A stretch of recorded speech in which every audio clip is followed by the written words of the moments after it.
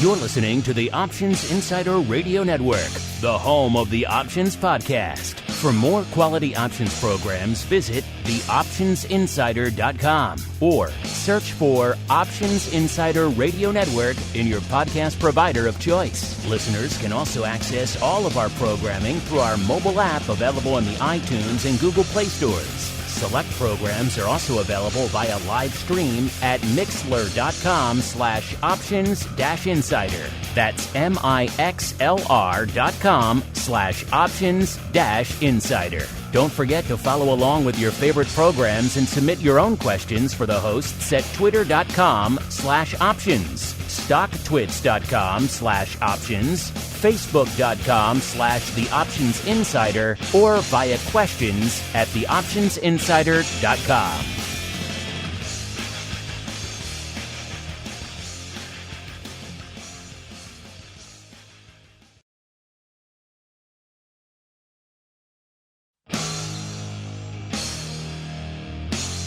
And now, it's time for the show that breaks down the options market from unusual activity alerts to market analysis, strategy overviews, listener questions, and much more. If it involves puts and calls, then our all-star panel will break it down. It's time to hit the Option Block with your host, Mark Longo from the Options Insider Media Group, and co-hosts, Uncle Mike TOSAW from St. Charles Wealth Management, along with Mark the Greasy Meatball Sebastian and Andrew the Rock Lobster GIOVINAZZI from OptionPit.com. And now, get ready to hit the Option Block. All right, everybody.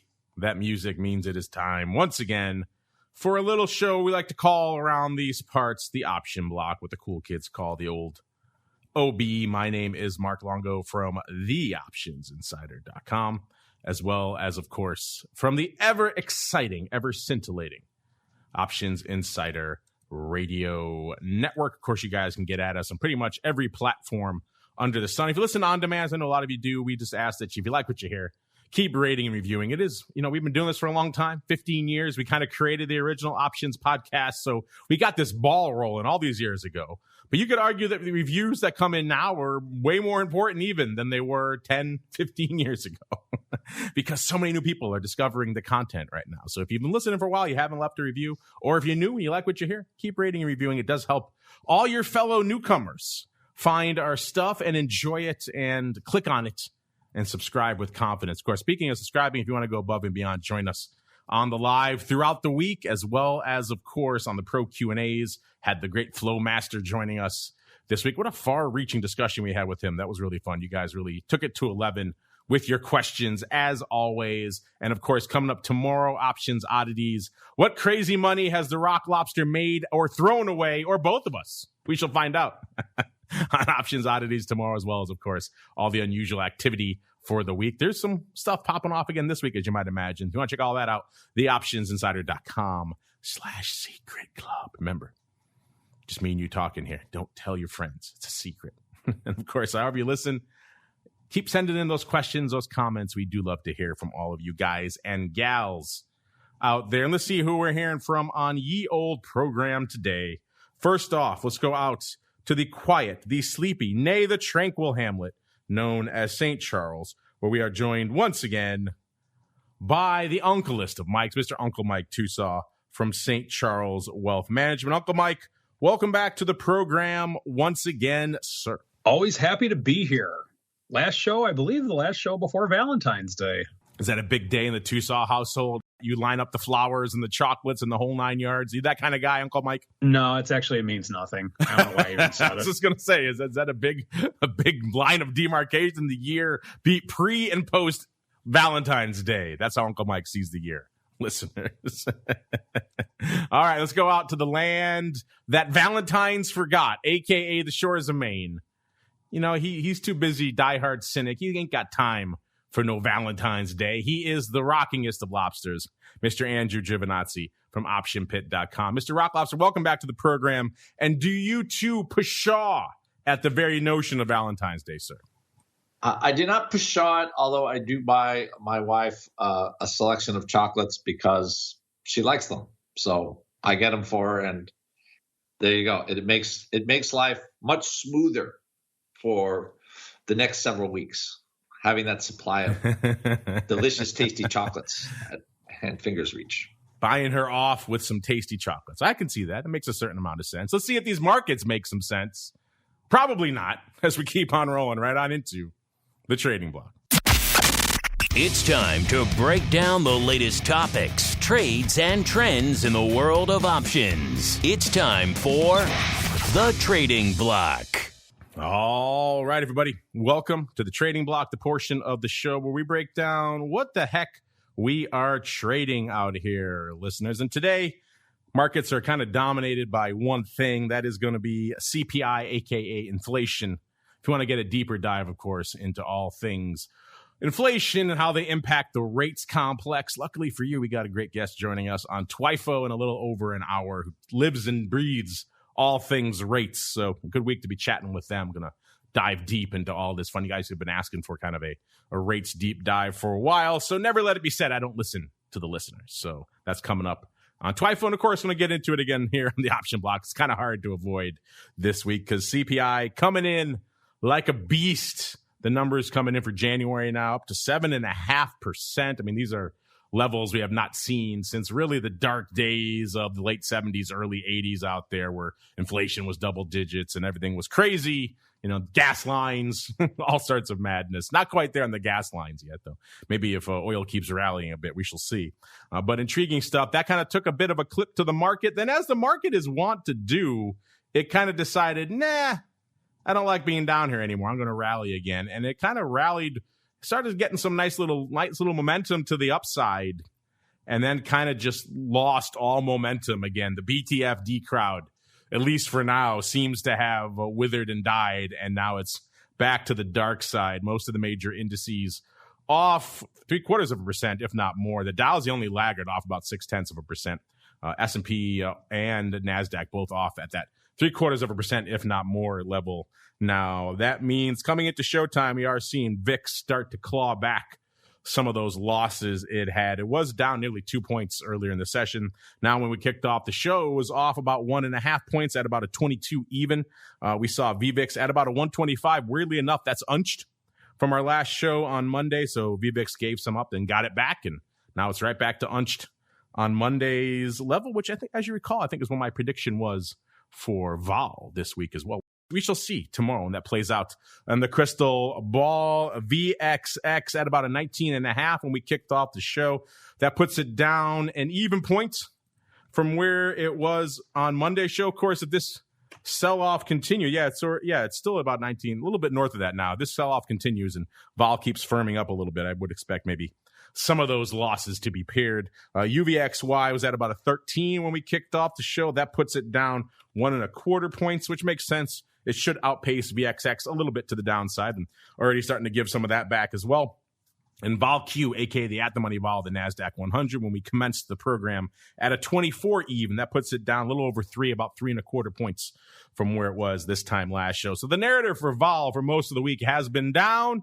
Today, we may start changing that narrative. Should be interesting. Let's go out to the land of the guy who loves to get on the boat with the 10-year note, a.k.a. Mr. Uncle Mike. Mr. Uncle Mike, a lot to unpack in Uncle Mike Town. Not so much an Uncle Mike type of day from a broad market perspective, but the rates complex also very much in the crosshairs today. What's lighting up your tape out there in this high CPI kind of day? Well, of course, the 10-year note, we're having a sell-off in that. Looks like we've bottomed out for where it's gone to for the current day. Now, of course, that doesn't mean it can't go any further down.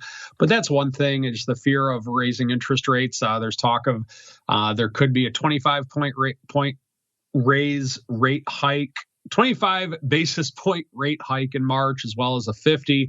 The concern, of course, is that it's going to be a 50. That's the big news right now. It looked like inflation was higher than what they had estimated that it would be.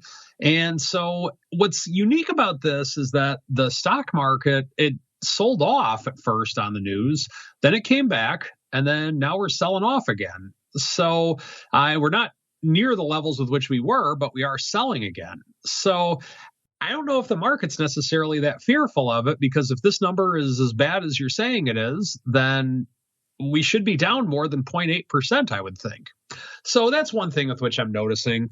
With the 10-year being above 2% again, I mean, this is why I sell calls on my 10-year note holdings, and so I'll be. I have orders out to close out some short calls with that, and I'll probably be rolling them down. Just because of the fact that even if it does snap back, I'll probably do a call spread or something along those lines in case the note does snap back. But for right now, I still have open orders to buy to close the short calls on my bond holdings for clients. So looking at that. And then, of course, we have things that are coming up with this marketplace. The main thing that I'm seeing coming up is that we might make another run down at 4,500 for the S&P. That's a key number with which we have right now. The other thing with which to think about at this point is that I had mentioned 4,600. I believe on the last show, we couldn't quite crack that nut. We're not able to do that for any rallies this week, but definitely looking at that as well. But the final thing with which to mention on here is that on Friday, we actually closed at 4,500. We're at 40. We're in the mid 45s right now. So we are currently at 45, 49. So the S&P is still up 49 points on the week. And I don't know. I mean, if it's this bad of news, I would think that we'd at least have a negative week with it this bad of news. So, and that's from a stock market perspective. From the bond markets, it just looks like there's a chance that they may raise rates more than they initially thought that they would. So with that, I mean, I know we have a down day in the markets, but the thing to consider with this is that it's really not down all that much. And if you're in the bond world, then this is why you sell those covered calls. That's what I'm seeing. Yeah, this response has been, I think, strange, to put it mildly. The fact that they were surprised by the rate of inflation that they underestimated, that's probably surprising in and of itself. And then, the fact that the market took a bit of a hit, maybe not surprising. And then the fact that it rallied as much as it did, I guess in hindsight, shouldn't be surprising given how we've reacted to just about every other sell-off we've had this year. But still, and then now we're selling off again. Yeah, I think you can charitably lump it into the life is strange type of category. Bunch of CPI Cowboys out there slinging away at these inflation numbers. The Fed's been arguing inflation's transitory forever, and here we are getting these real numbers now, and we're still surprised at the depth of the inflation. Just go out to your corner store or anywhere. You could see the real life impact of inflation, and have been for some time. It's interesting to me that we continue to be surprised. Some people, I guess, are buying into this line from the Fed that pay no attention to the man behind the curtain. Speaking of which, we got a hardcore audience out there, listeners in the chat. Going back to our Valentine's Day discussion, they say an hour of rates talk is better than any flowers or chocolate. So there you go. Both you, Uncle Mike and Rock Lobster, need to sit your wives down on Valentine's Day and give them an uninterrupted hour of hardcore rates talk and then see what their response is. What do you guys think? The thought of that makes me fear for my life. Okay, wife, we're going to get on the boat with the 10-year note. How fast is whatever she has in her hand, how fast is that going to fly at your face, I wonder? Very fast. She just would be looking for an escape, I believe, is what there would be a quick and hasty retreat. The ladies in our studio. The ladies in our chat saying they still like chocolates too. So they like rates, but they also like chocolate. So we have some voices of reason. Age, I'd like to know what your wife thinks of your hour of rates talk on Valentine's Day. She down for that? I would try that myself, but I would bore myself with an hour of rates talk. So I can't imagine what she would think of it. But I digress. That struck me as funny. What do you guys do for Valentine's Day? Is an hour of rates talk in the somewhere in the pantheon there of Valentine's Day celebrations? I'm guessing no, but we do have a very hardcore audience, so we'd like to hear from you folks. Let's see what's hardcore out there. Actually, before we get there, I'm neglecting the rockingest of lobsters. What am I doing? Mr. Rock Lobster, sir, when you're not busy dodging the projectiles that your wife is throwing at you because you've subjected her to an hour of rates talk. What else is lighting up your tape, sir? Well, I agree with Mr. TOSAW. Here's what so this morning, I think we were actually, I I was able to sell some call spreads for some pretty good prices this morning in this SPY trade I had on. And I'm, now everything's kind of come off a little bit. There's some sadness now, market. I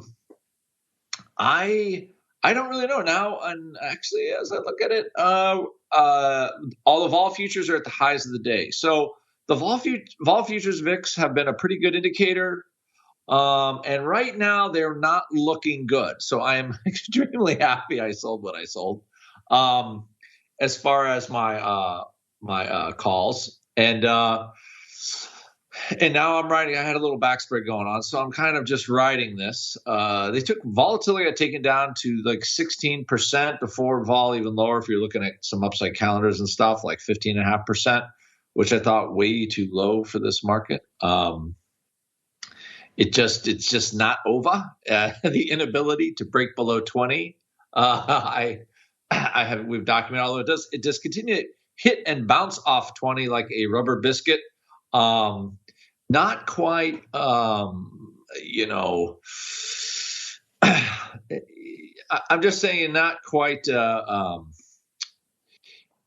this little late in the day rally, I'm just going to say an odd one. What's strong? You got banks, you have, oil stocks, things that are more inflation sensitive, commodity stocks doing well, tech not so good, retail's looking a little soft.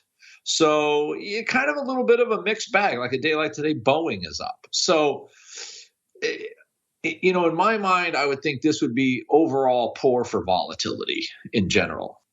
But, because we're kind of vacillating here, a little less than 1% range. So again, I think the market is like it's a confusing day. I think they remember the whisper number in the old days, the whisper number. I felt like the inflation number was expected to come in. I was bigger on the Greenspan's briefcase thickness number. That was my favorite. That's right, the briefcase number. It's 3.5 inches. Though. This is going to be bad. Things are going bad. And that's when the Fed actually didn't do anything. They didn't need to, right? They just every once in a while they just jack up rates, and but now they're so intertwined in the markets. It would be nice if they would just get out and let things go and trade and all that kind of stuff. But I feel anyway. My opinions on this are well noted in the show. But what we have right now is I just think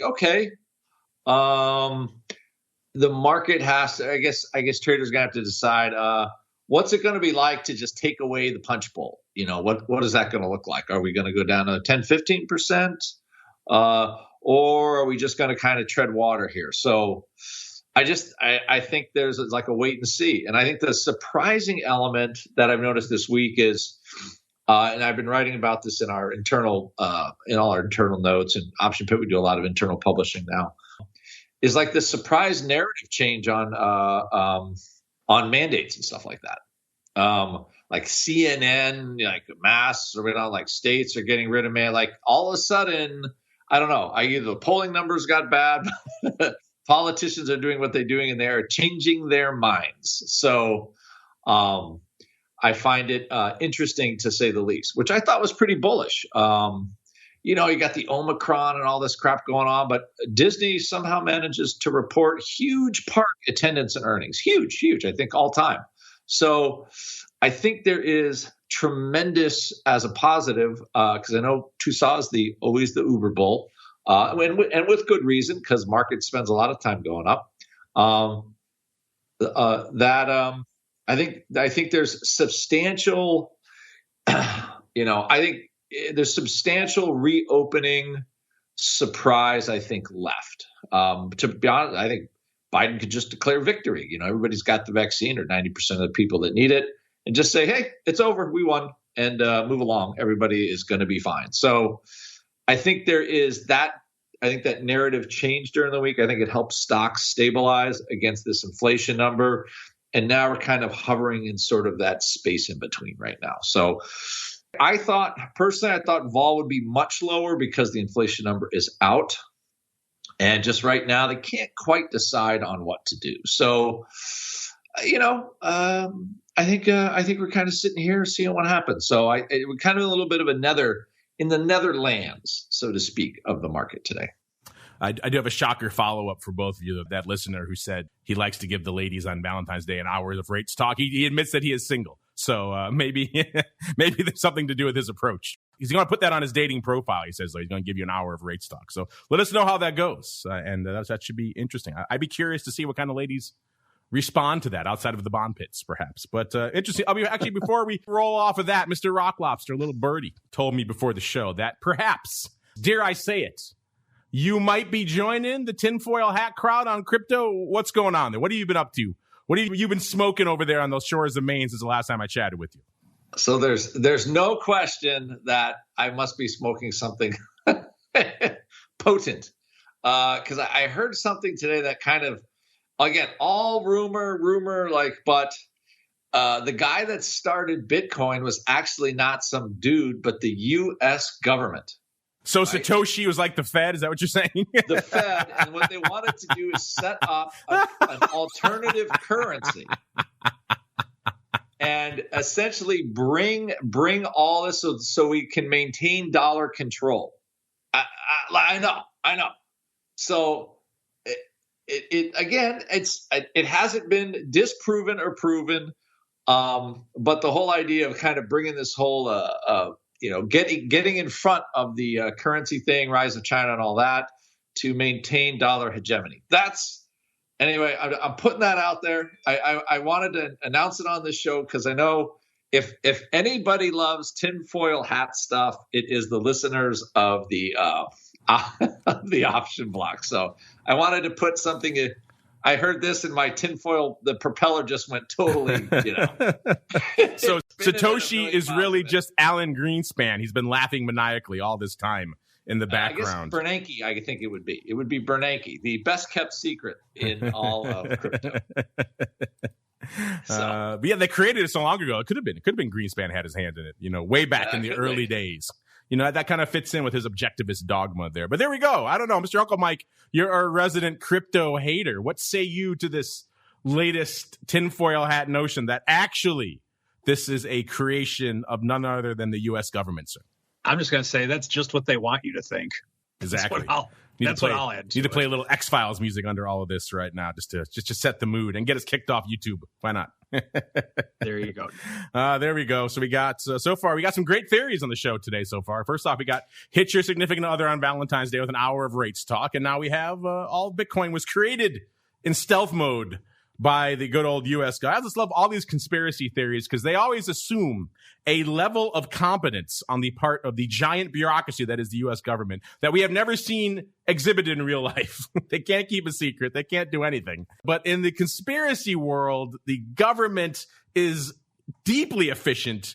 A handful of people can do amazing things, and no one ever finds out about it. So I wish the government was as competent in real life as the conspiracy theorists make them out to be. Alas, that is not the case. Let's see what is the case over there in the world of the markets, listeners. And actually got some paper lighting it up, which you might expect. When you got red on the screen, we got VIX starting to turn around a little bit. That's a recipe for a little bit of VIX paper as opposed to these gentle upside days and VIX coming off. Not a lot going up there. So VIX at about 442,000 contracts as of a few minutes ago. That's nothing to sneeze at, to use a double negative out there.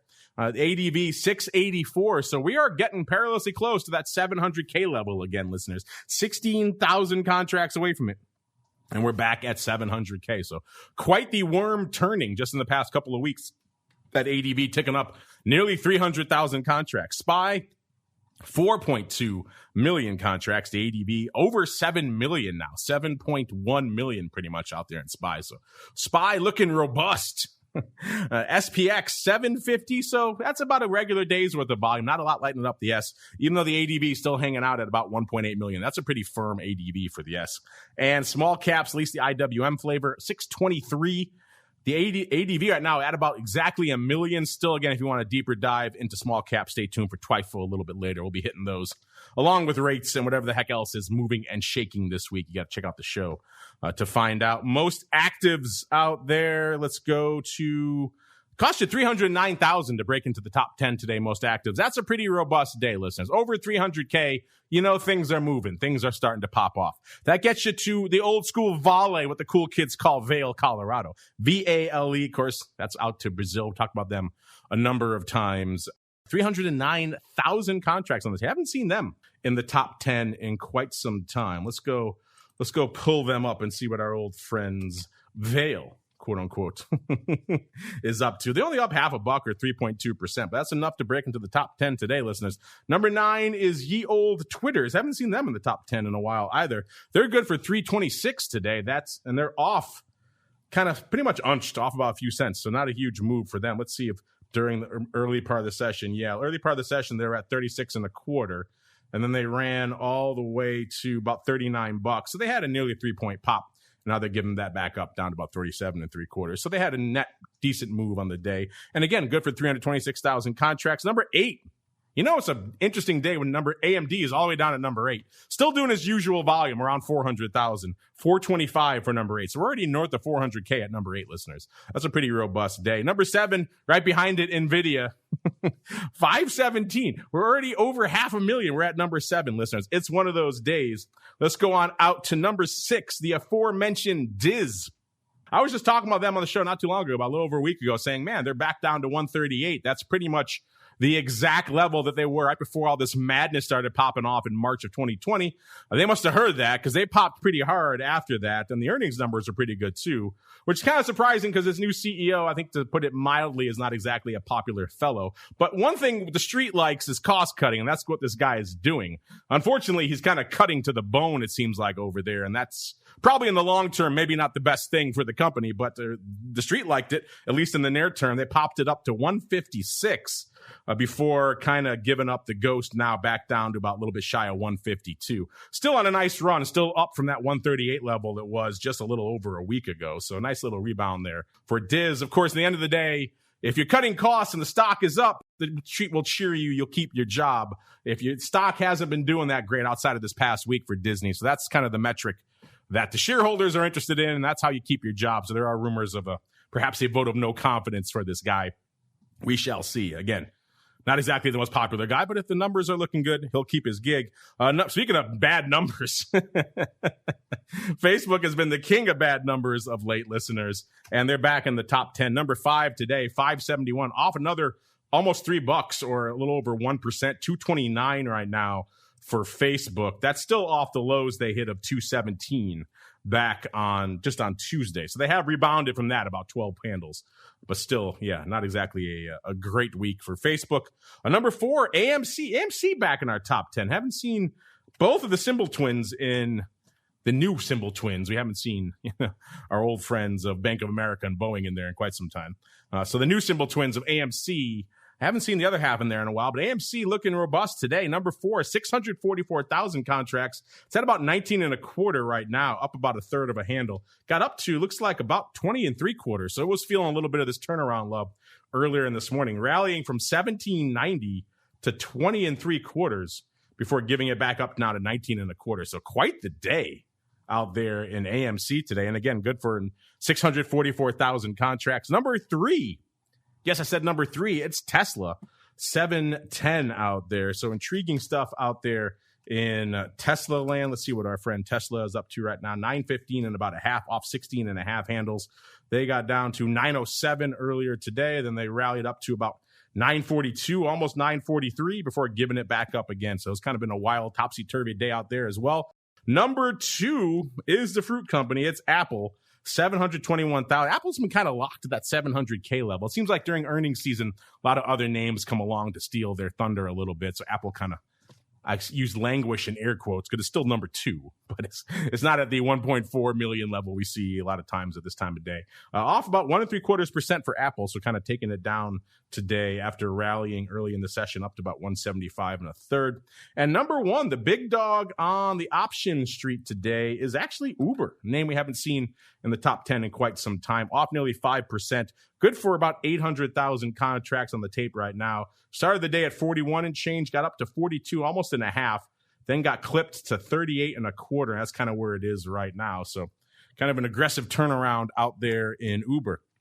Speaking of aggressive numbers, let's get on out to these numbers here from our friends over there at OIC. We haven't had a chance to do them yet, but the numbers are in for January. Listeners, the 2022 January total volume numbers, as well as we know the numbers for all of 2021 now. But yeah, people kept wondering. I was asking myself, we've been asking this every year when the year starts, can this crazy madness continue? Do all these players who have entered the markets over these past year and a half or so, and even in the past 6 months, are all of them hanging out? Are they staying around? Are they going to keep trading? The answer for the beginning of the year, listeners, arguably one of the most important reports we get all year from a numbers perspective, is a resounding yes.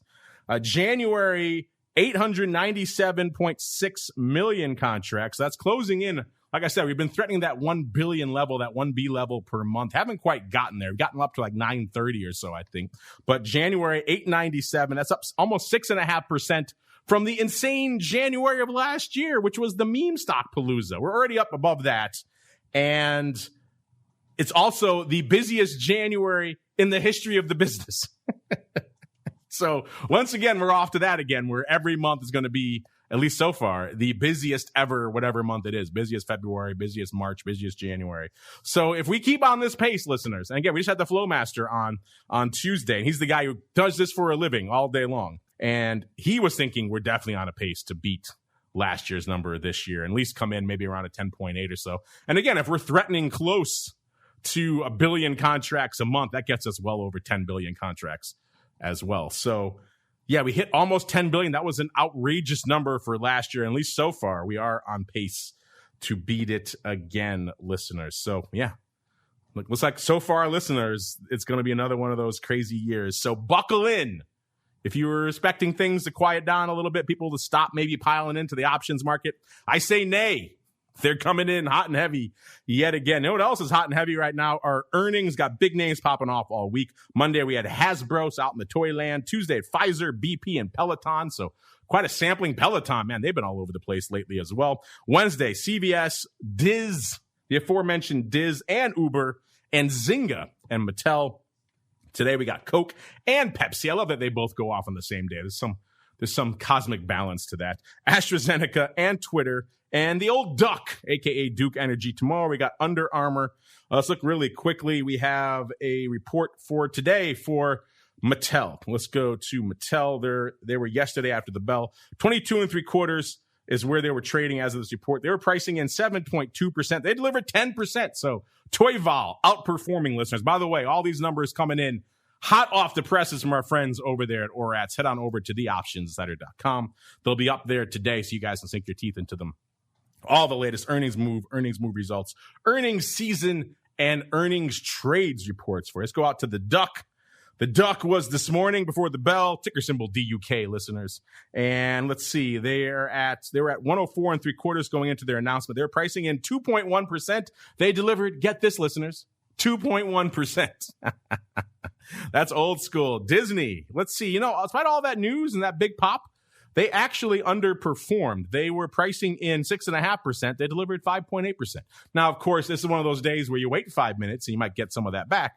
But when we ran the numbers, that's what they had done. PepsiCo, they were yesterday after the bell. About 172 is where they were trading as of this report. They were pricing in 2.1%. They delivered 1.3%. So not a lot of juice to be found in the beverage hills. Uber, the aforementioned Uber, they were yesterday after the bell as well. They were at about $40.20 when they popped off. They were pricing in 9.6%. They delivered, at the time of this report, 3.9%. This is another one of those where I think if you wait 5 minutes, you're looking a little bit better if you're on the long premium side, down about 38. So they're well below, where they were as of that report. Let's see really quickly. Twitter, they were today before the bell. 37.83 is where they were trading. They were pricing in, get this, listeners, 15.1%. They delivered 1.1%. That's an old school pandemic report there. A whole heck of a lot of nothing. Wow, we haven't seen one of those in a little bit. Speaking of the pandemic and the season, we are hanging out right now at 89%, listeners. Week 1, 102%, so outperformance there. Week 2, abysmal, 67%. Week 3, 97%, so almost breaking even. And then week 4 so far, 104%. We're making money this week, listeners. So interesting stuff. Earnings trades, man, they got a ton. They got a calendar going on in Disney, a calendar in Twitter, Calendar and AstraZeneca, whole bunch of straddles and ITT, another straddle and cyber. They got a ton, listeners. So if you want to check out some interesting earnings trades, I should say, buying straddles, selling straddles, buying calendars. I don't see any short calendars. They have done a few of those in the past. That's a bit of a funkier trade, but don't see those yet. But check out that report at the very least. It's got some cool ideas for you, and it's got it all in there. Check all that out. We got a bunch of earnings move results reports for you to check out as well for all the names that are upcoming. But meanwhile, you know what's upcoming for the show? It is time for the Odd Block. It's time to break down the most interesting, unusual, and downright questionable options activity that's been identified by theoptionsinsider.com. It's time for the Odd Block.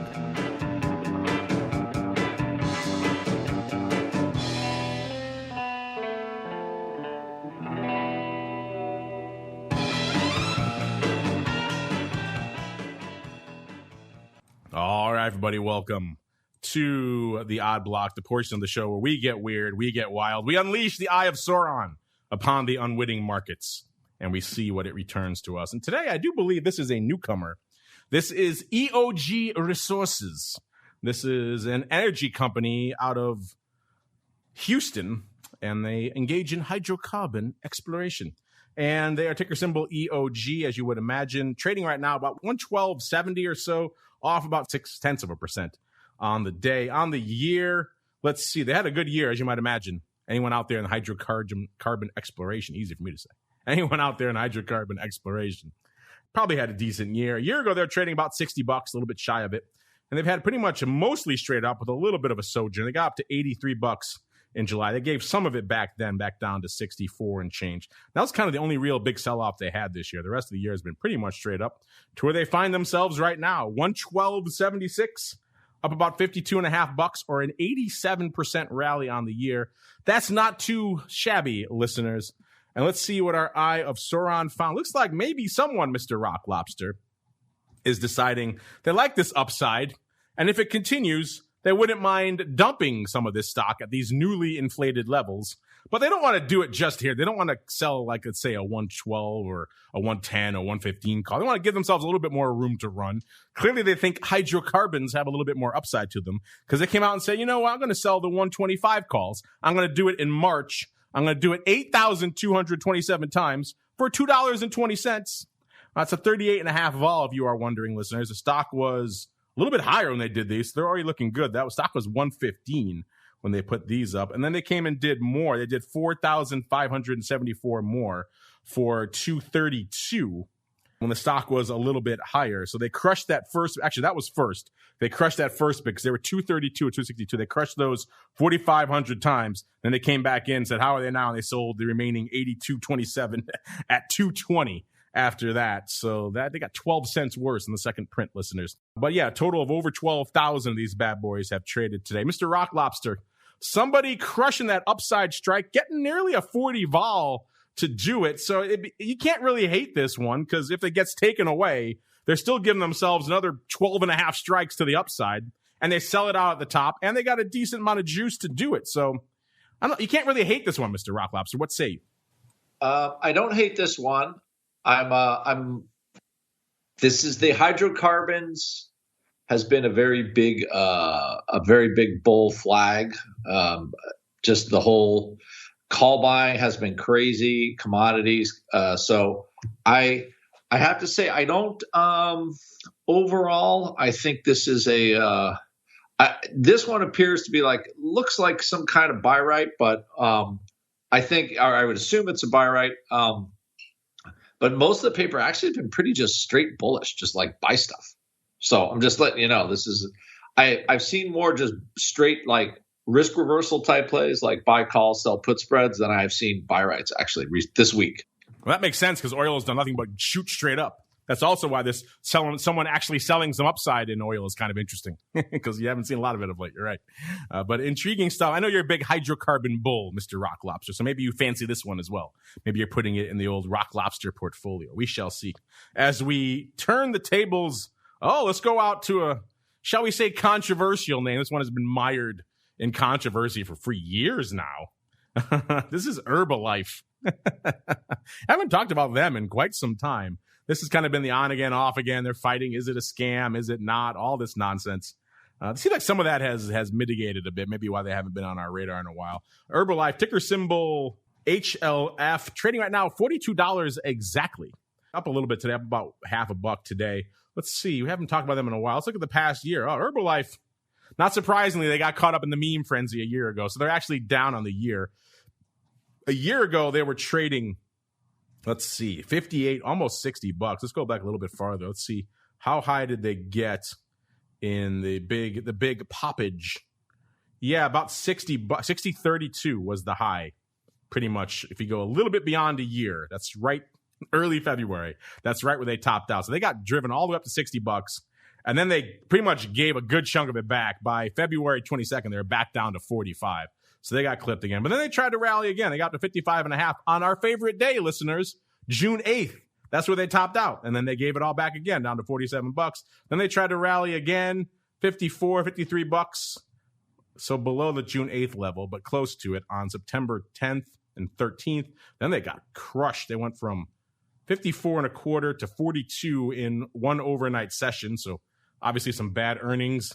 And then they've kind of been bouncing in this mid-40s range ever since. Got up to 47 again, then sold off to 37.5 actually in December, before rallying again to $45 and then back down to where it is right now.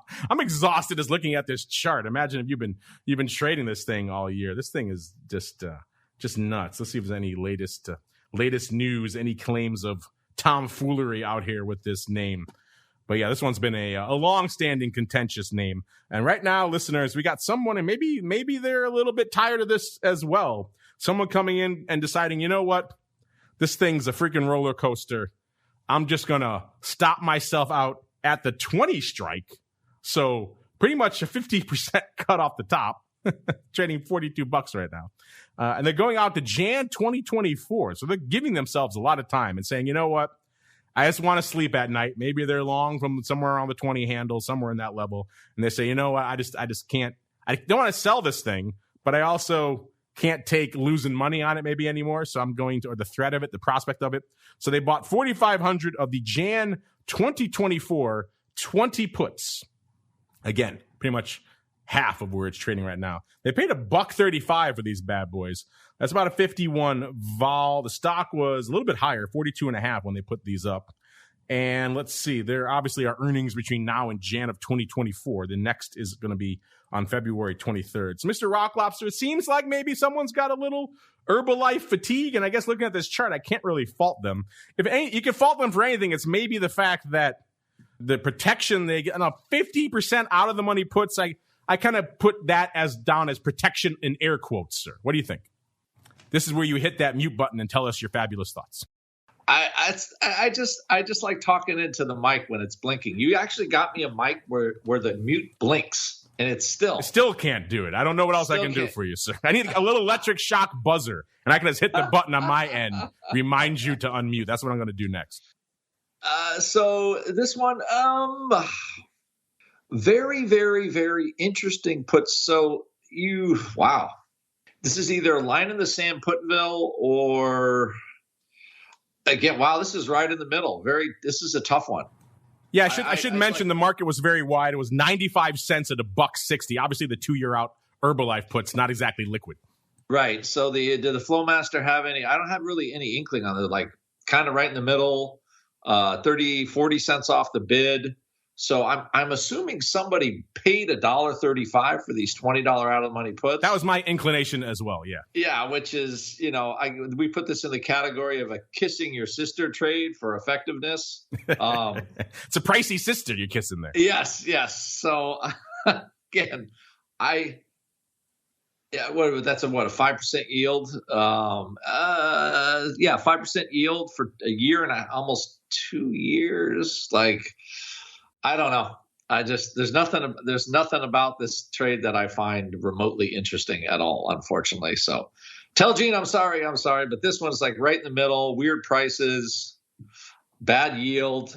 And if you're buying them, where are they? I guess they could move at some point, but you're definitely, it's a somewhat apocalyptic you would need to have any kind of real win there. Yeah, these are not my favorite either. We'll put them in to be watched, but I don't know if we're going to be coming back to Herbalife in 2 years. Maybe we shall see, listeners. Crazier things have happened. Speaking of coming back to things, let's come back to one more put before we get the heck out of Dodge here. Let's go to, where are we here? We're going to Bloom Energy, listeners. This was the December 20th show from last year. We talked about a line in the sand. Somebody wrote, in Bloom Energy Corp, on the 15 strike, they sold about 11,000 of the 15 puts expiring in January for 16 cents. So right off the bid, that was still almost an 80 vols. These are pretty juicy. The stock at the time was almost $21, $20.92. So these were not that aggressive of a line in the sand. You needed a pretty aggressive move for these to pay off, or I should say to really not pay off, to scare you, to threaten you. And you know what? They almost got that move, listeners, because these things, this Bloom Energy took a bit of a hit, to put it mildly, after this trade went up. So this trade went up on December 20th, and then pretty much the stock went straight down from there.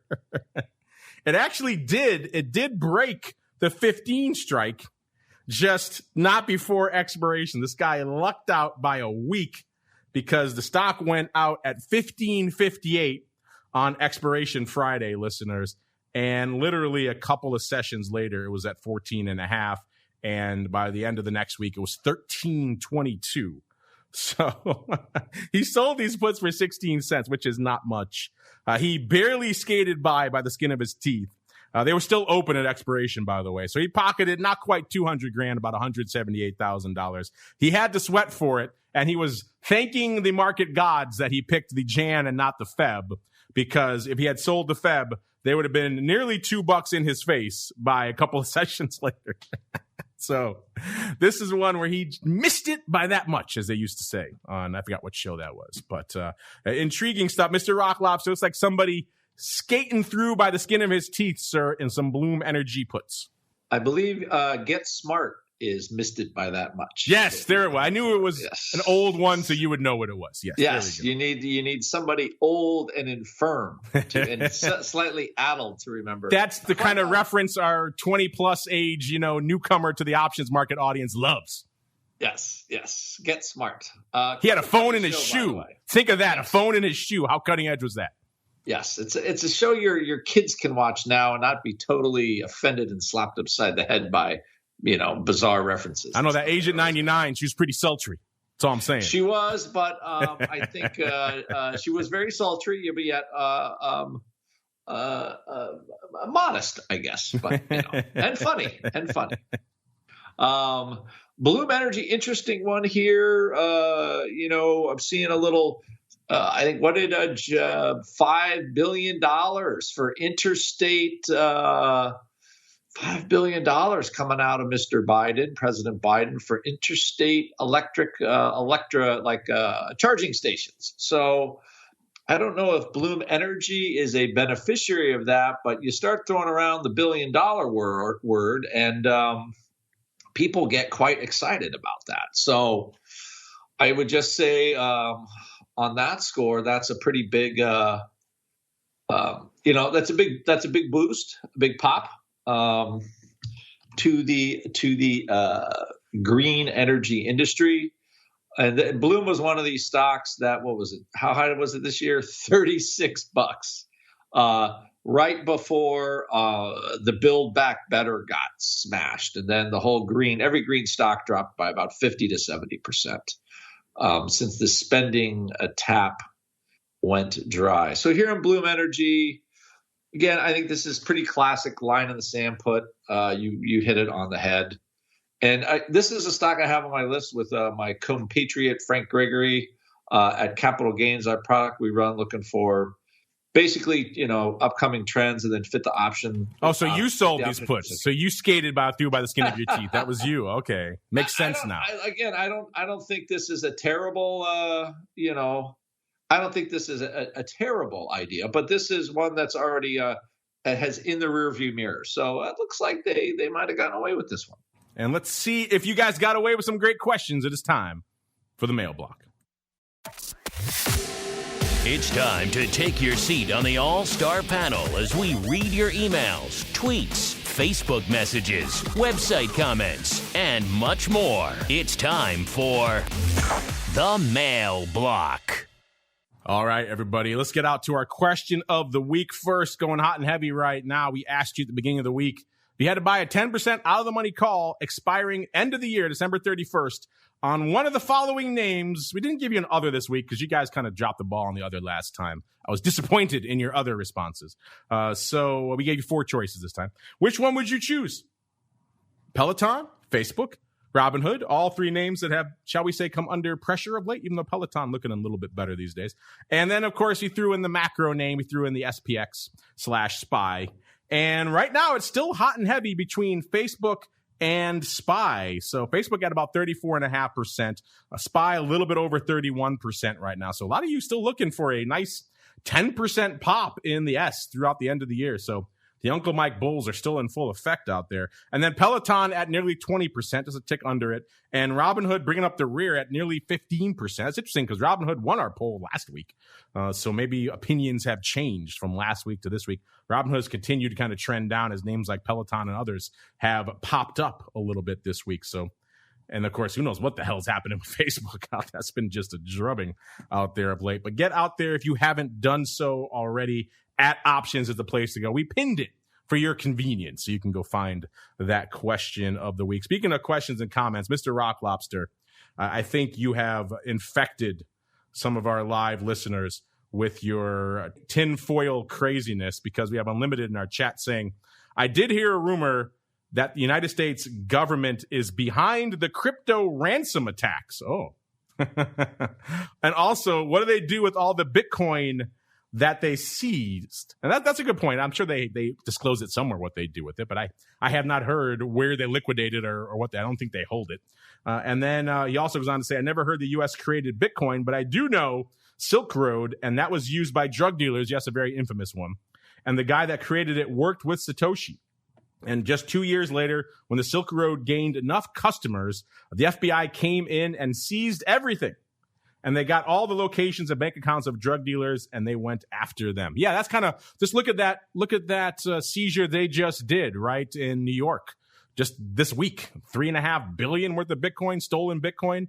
So obviously this stuff not quite as anonymous as you think. They were keeping an eye on some of those wallets from some earlier thefts that happened years ago. And the second that Bitcoin started to move, that they were on those folks and they seized them. So yeah, interesting stuff. Mr. Rock Lobster, what do you say? You're infecting our audience with your tinfoil hat nonsense. Like I said, I believe that our audience is already ripe for such tinfoilness. So they're ready to hear the madness. But it's good that I got some confirmation by one. Yes, by at least one person. One person agrees with your madness, yes. Sir. He's also the guy who hodls like all the Shiba Inu. So just bear that in mind out there. But he has agreed to buy at least me a Lambo when Shiba pops. Not so much you. But I get a Lambo if Shiba moves, so I'm deeply invested now in all things. I want you to have a Lambo, and then the lovely Jean were like, "But you can't drive it. You can have it, but you can't drive it." I think Uncle Mike might get a Yugo just to mock him for his hatred of crypto, but you get nothing. Sir. That's what you get for your tinfoil hatness. Speaking of Uncle Mike, Mr. Uncle Mike, sir, I like your thoughts. If you have thoughts on the crypto, have at it. But I more like your thoughts on our question of the week right now, because it's kind of surprising me that we have fully a third of our audience saying, forget these names that have been beaten up by the pandemic recently. I'm expecting a 10% pop in the S by the end of the year. What say you, sir? Are you firmly in that bullish camp as well? Well, I own out of the money call spreads on the SPX and SPY, so I guess that would put me in there. But I will say that, and I do own them 1 year out, so or in December, I should say. So I guess by default, you are in that SPX category, sir. I have to be, and that's the basis of, well, my whole financial existence in a lot of ways. But the other thing I would say is that in second place, if the S&P wasn't in there, I wouldn't mind doing something with Facebook because they really got the tar beat out of them, and they're a pretty well managed, and they're pretty good at what they do. And so I think they got beat up a little bit more than they deserved. So that would probably be my second place. Is that going to be part of the strategic night anytime soon? Out of the money calls? No. But a holding in Facebook? I don't know if I'm allowed to disclose such a thing, but I will say this. I know that there are some clients that I have, and here and there I do have it as a holding for some of my clients that I'm managing outside the strategic night. Whether or not it's in the strategic night, I don't know if the compliance people would allow me to say such a thing. Sorry. Indeed. That's no fun. But you know, it is fun. It is a name, right? It has been beaten up quite a bit. So if you do think it's going to turn around, we have talked about things like stock repair and other trades before. You don't need Facebook to go all the way back to where it was to make some money on that trade. So if you're in that camp, it's intriguing. I kind of thought that Facebook, and Facebook is doing well. I kind of thought it would be a little higher, or maybe Robinhood would kind of run away with it again, or given what we've seen with Peloton recently, Peloton would kind of take the lead. But yeah, the S is holding firmly in there. Listeners, if you haven't voted, get over there to add options, because I want to get your pulse on all this stuff, because that's a surprising one to me, given all these names we have out there right now, that people are still holding firm to this strong upside tail in the SPX. It's time to tell you what we'll be watching on our trading screens until the next episode. It's time for Around the Block. All right, everybody, let's go around the block. Let's start with the unclest of Mike's. Mr. Uncle Mike, when you're not putting on size upside in Facebook and all these other names, what are you keeping an eye on for the rest of this week? Watching the 4,500 mark in the SPX, just seeing where we're going to go with that. Right now, we're making a run at it. We're getting closer to it. So watching that. Also watching support right now in the 10-year note. This was a level of support a while back. So we'll see where we go with that. I think that news is out right now. CPI was the scary thing. Now that the news is out, let's see what the buyers and sellers really think of this over the course of the next few days. Yeah, let's see if that BTFD crowd can come back in again, or if they are exhausted for the time being, and their energy is spent. His energy is never spent, at least to the dark side. He is the Rock Lobster. Mr. Rock Lobster, what are you keeping an eye on for until we can gather here together on the show on Monday? I similar to Mike. We have a little sell off going. We got a little pop in VIX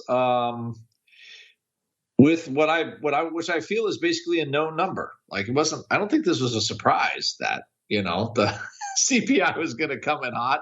You got, the Canadian truckers and not letting people go across Detroit. All this stuff is probably not good for inflation, unless you like really high inflation. So I find it like this is all what I would call major news is out as one current.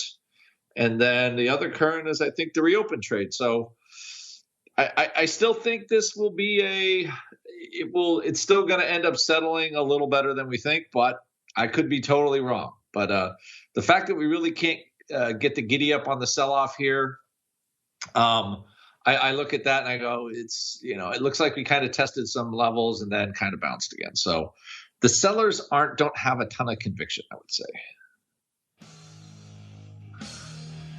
It's like nobody has conviction today. We're all over the place today, but those are the markets we're living in these days. Listeners, reminder, if you want more of these markets, including a deep dive into all things rates, we put up the rates signal, aka ROW, and people have responded for TWTR coming up in about exactly a half an hour. So if you're listening live, just stay tuned. If you're listening after the fact, just hit next on your device of choice. We'll be going deep into all things rates and CPI fun and all that good stuff. But before we do that, let's go back around the horn. Mr. Uncle Mike. Mr. Uncle Mike, if folks want to hit you up and talk about rates or Facebook or any of these other things, where should they go? What should they do? Well, since my wife won't talk to me about interest rates, feel free to follow me on Twitter at Mike TOSAW. I'm putting out a lot more content as the year goes on. Just put out something earlier this week on rates. So check me out on Twitter or go to my website, stcharleswealth.com. The article itself is up there as well. If you are looking for a financial advisor who will talk interest rates and be happy to have an opinion on them, as well as the option product, feel free to reach out to me. You can check out my website, stcharleswealth.com. And as the weeks go by, there will be more videos on the YouTube channel for St. Charles Wealth Management. A lot of content out there, folks. You got a ready audience waiting for you to talk rates, so you don't need to bore your wife with it. You can do your whole row webinar. They're ready and willing, sir. Wow. Wow. Check them out, stcharleswealth.com, to learn more, listeners. And Mr. Rock Lobster, if folks want to talk to you about line in the sand puts in Bloom Energy, which you skated through on the skin of your teeth, or anything else, where should they go? What should they do? OptionPit.com. Go to products I manage, Capital Gains, Vol Trade Club, Trading Legion. Got a lot of good stuff going on in all of those products. So if you want to learn how to trade, also manage our Pro Group and our Edge Hunter sheets. So I don't know. I'm so busy, my brain might fall out. So, and tonight we have a webinar at 8 o'clock. If you go to the Option Pit website, you can get a link about alternative trades here in the new higher interest rate area. So if you want to learn that stuff, come on in tonight, 8 o'clock at OptionPit.com. I do love you still run sheets. I love it. It's 1997 all over again in the land of the pit. Good stuff. Get your sheets over there. Get your sheets. Are they still physical sheets or are they all digital now? I want physical sheets in my hand. They're all digital. That's not a sheet. That's just a web page. I want sheets. I know. If I can't flip them and I don't have to flip really quickly to keep up with the smooths, they're not sheets. It's just nonsense. All right. If they're not giant legal or letter-sized prints and they don't even fit in your pocket, they're not sheets, Leslie. If you have no idea what I'm talking about, you missed the glorious era of trading on the floor over there in the 90s. Good stuff. Check them out over there in the land of the pit, optionpit.com to learn more. We got to get on out of here, but we'll be back again. 26 minutes now for all things TWIFO. Back again tomorrow, noon Central, 1 p.m. Eastern for volatility views. And then back again after that for you Secret Club cool kids, talking about a whole bunch of oddities there after that. Then back again on Monday, another episode of the Option Block. We'll see you then.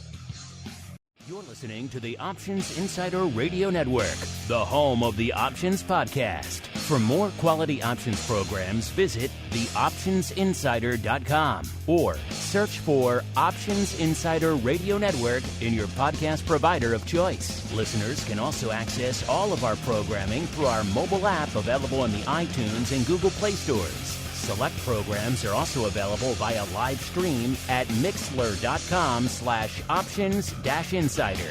That's mixlr.com/options-insider. Don't forget to follow along with your favorite programs and submit your own questions for the hosts at twitter.com/options, stocktwits.com/options, facebook.com/theoptionsinsider, or via questions at theoptionsinsider.com.